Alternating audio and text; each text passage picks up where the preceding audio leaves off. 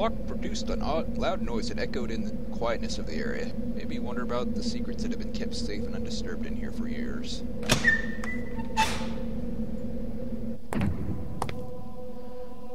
Not even inside the chapel did I perceive a peaceful environment. Deadly stillness was deeply unnerving.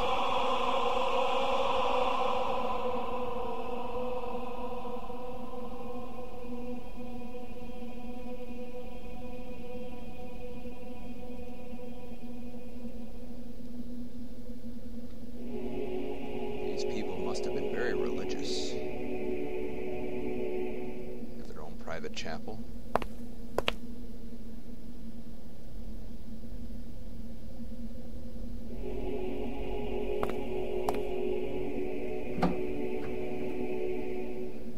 Lavish and pleasing to the eye, but it was sadly of no use to me.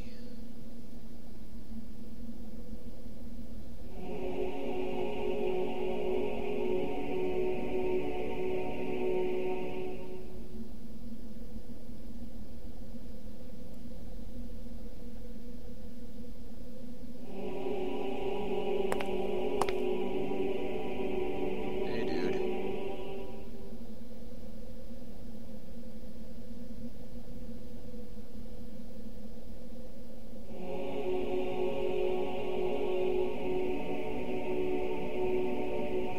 Sad and fragile.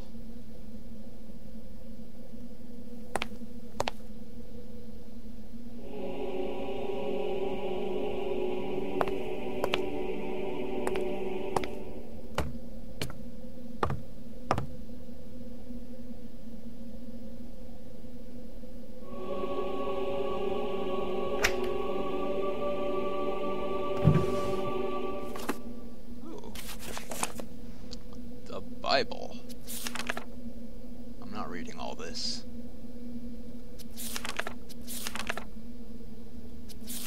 What the?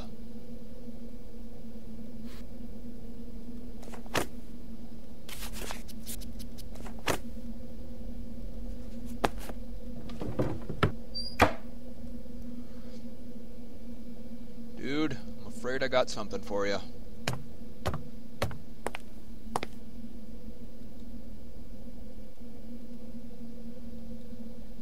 Heavy nail and very cold to the touch.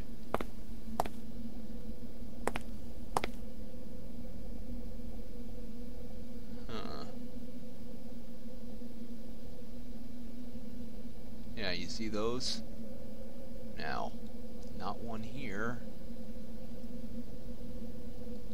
I'm pretty sure it goes right there. Yeah.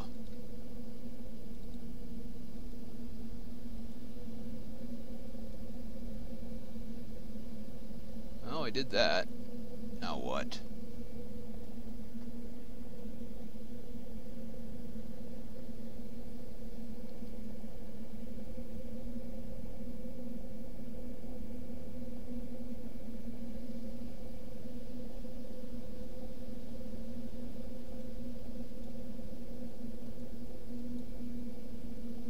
What did he say? There was something... I couldn't reach it. Oh, I missed that.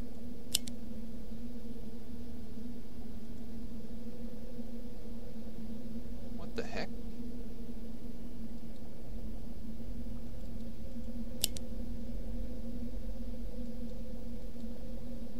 What's going on here?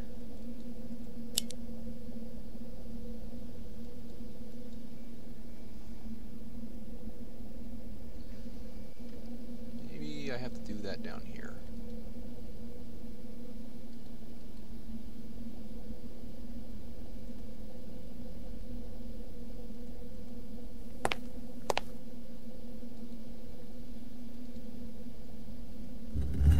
Bahua!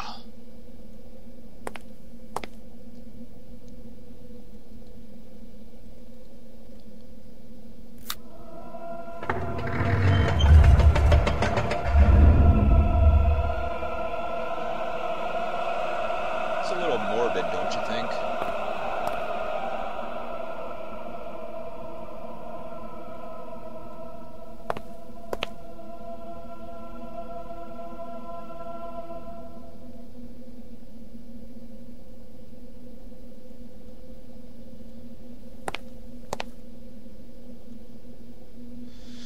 This is a terrible idea.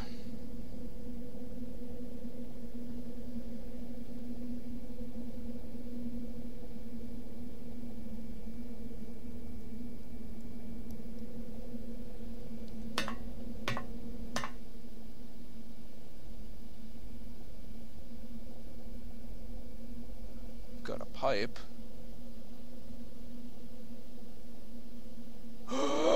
Candle!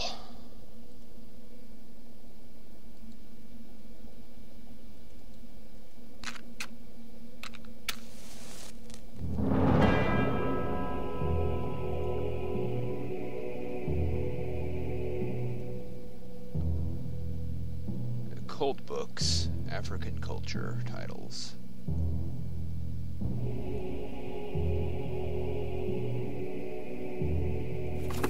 A stick.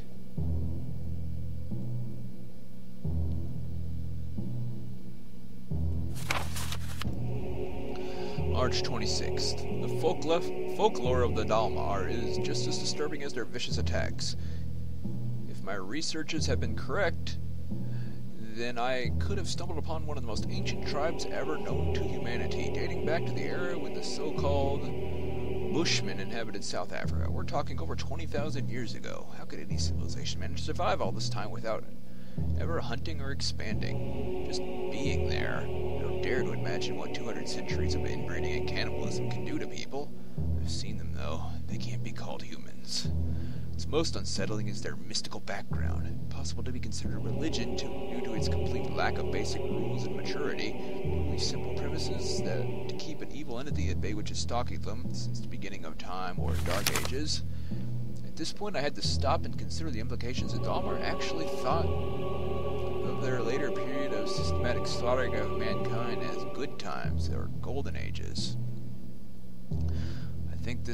Thank the Lord that this tribe never managed to grow, as I seriously think the region, maybe even the entire continent, would have suffered terrible consequences. This history is so ancient it makes me feel dizzy. The vengeful god, which is incidentally referred to as Dalhan, would control the Dalmar via its many incarnations. Most of the time it would be a tall, feline-like figure, always dwelling in shadows and slaying any villager who would unwittingly come close. Some say its deadly claws could not only penetrate your body, but your soul. The purpose of this harassment was unclear. It looked as if the Dalmar were simple toys to play with. It seems that the Dalmar managed to free themselves from its clutches with the help of an amulet or charm, which would effectively force the entity to retreat. The most curious thing is how this amulet was conceived. The two main elements were required to perform an exorcising of this evil. They had to be strictly related to each other, one representing the victim, the other representing the victimizer. To achieve this, something related to each was used. I'm not sure what is referred to as a victim. I think it can be concluded that anything belonging to any villager would have served, given that they were all victims. As for something representing the victimizer, that had been more complicated. What could possibly be related to a god? This god in question. Next, these elements had to be mixed with a rare medicinal plant native to the region, which apparently had the properties to blend both items together, as long as they were not too solid. Finally, a branch of a particular tree, whose name escapes me, had to be used as a holder for the blended items. It is of this item that a mysterious blessing was performed. It should be noted that all the elements had to be organic.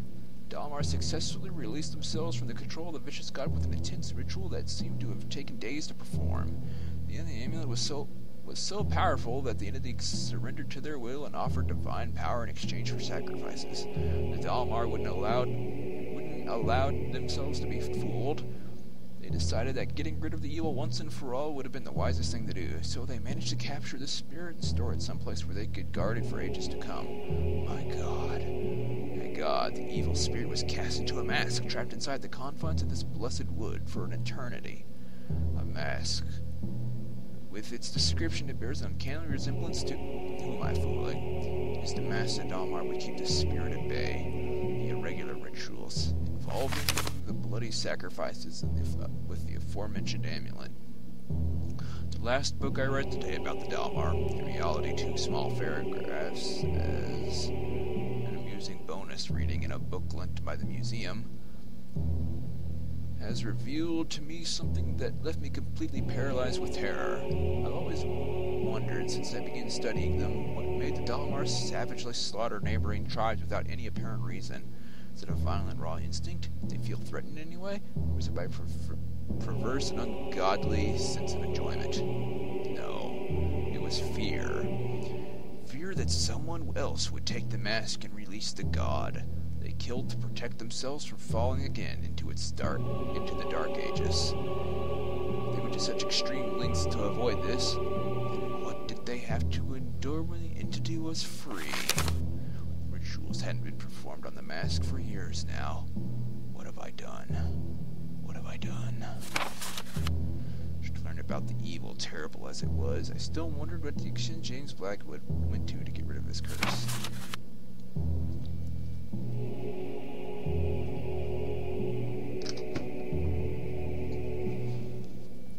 Christopher. These may very well be my last notes in this regard. I'm afraid Catherine has already realized what I've been doing here all this time. In vain I've tried to explain myself, and I know what might have been the outcome had I kept insisting. You can only believe me, Christopher, because I know you intend well. I can feel the doubt in your heart. Put your rational thoughts aside for a moment and yield to the facts. If I can do it,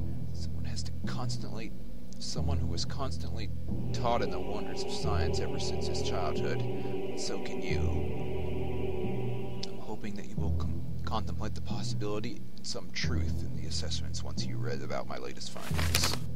It's imperative that you carry on with this task. Catherine is watching my every step, and I'm afraid she'll take strong measures if I do anything out of the ordinary. Did you know? She's been talking to the other doctors besides you, psychiatrists. My God, Christopher, I fear that she's willing to shut me up in a madhouse. How is it possible that all of you won't believe me? As if what happened with my own son wasn't enough proof. In my adjacent notes you will find an exhaustive essay on the origin of the curse and what should be done to eliminate it. I know the whole amulet deal must sound crazy, but you have to trust me. The tribe has been doing this for centuries. Are you going to forfeit all that knowledge and experience? They faced a god, Christopher, and lived to tell it. Now it's our turn to live and tell the story. Christopher, if we fail to remove the curse and anything happens to me, I want you to do it. I have my complete mental faculties while I'm asking you this. It has been becoming more and more dangerous lately. Do not hesitate. There is simply no other way. You would be the only one left who can do it. Promise me. Promise me you will. I know I'm asking you to become a cold-hearted murderer, but Christopher, our lives, possibly many others, are at stake.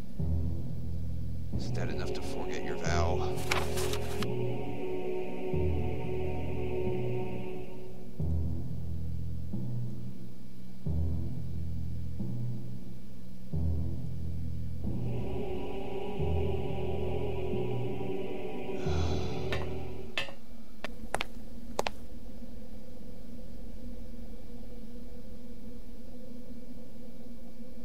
See you later.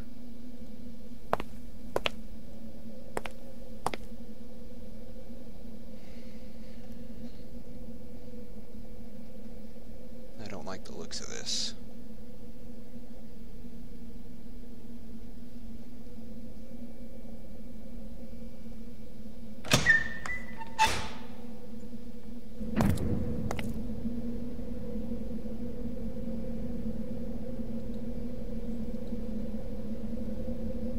I want to lock it.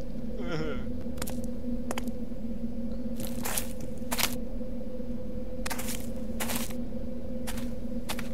think this warrants a call to Jerry.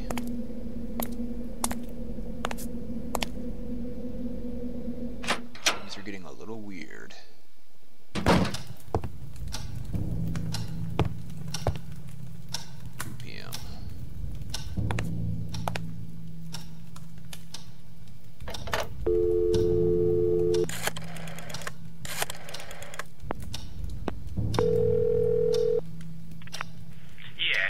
Jerry, it's me. Michael, I was about to call you. Why? I've been thinking about what you told me. and you could be onto something there. But I'm worried about your safety now. This could be dangerous. What do you mean by dangerous? Well, let's suppose you're right, and James Blackwood is indeed hiding somewhere inside the house.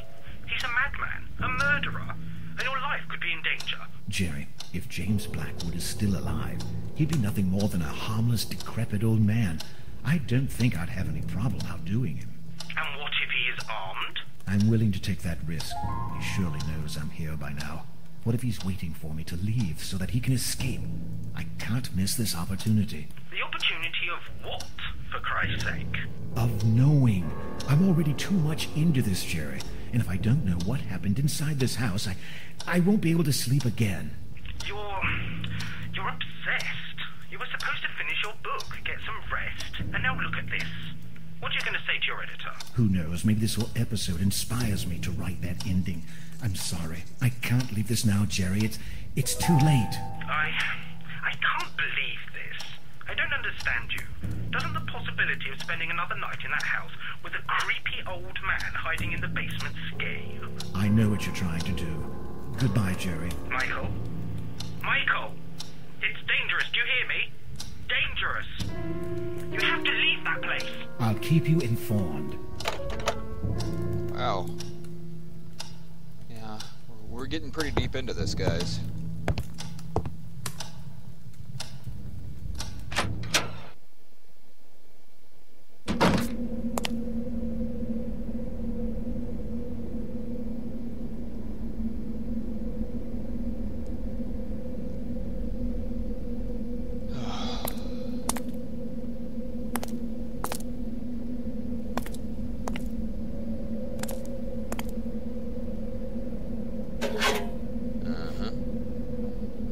Michael Arthate. Due to the irregularities in the acquisition process carried over by Mr. Jerry P. Carter, you are to immediately leave the property known as Blackwood Manor. If you fail to comply, legal proceedings will be enforced against you. You have 2 days effectively to abandon the property. After issuing this notice, we take no responsibility for the courier service. A police officer is due to arrive at Blackwood Manor on Tuesday, October 15th. Should you be present, you will be immediately taken into custody without further notification. Jerry wanted me to leave the house so badly. I bitterly realized that he wouldn't come for me, and had to find a... It's up to me to find a way to leave that. Leaving the house, that sounds good.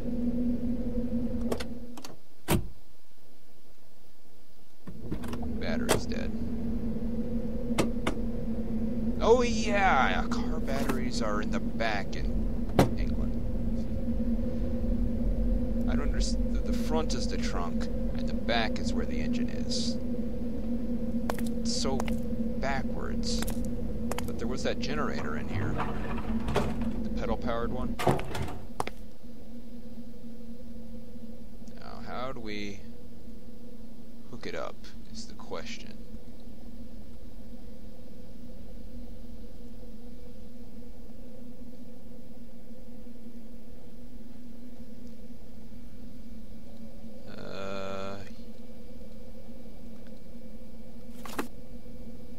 Okay.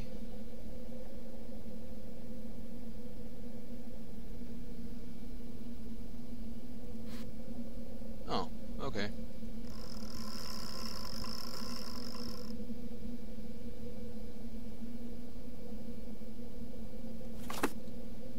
Is that enough?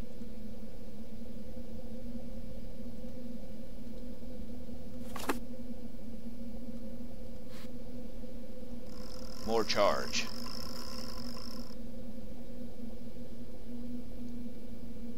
More charge.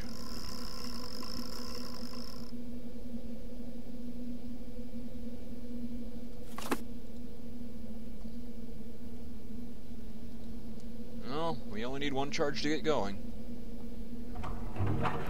The car charges itself after that. Did you know that's how cars' batteries stay charged? By driving.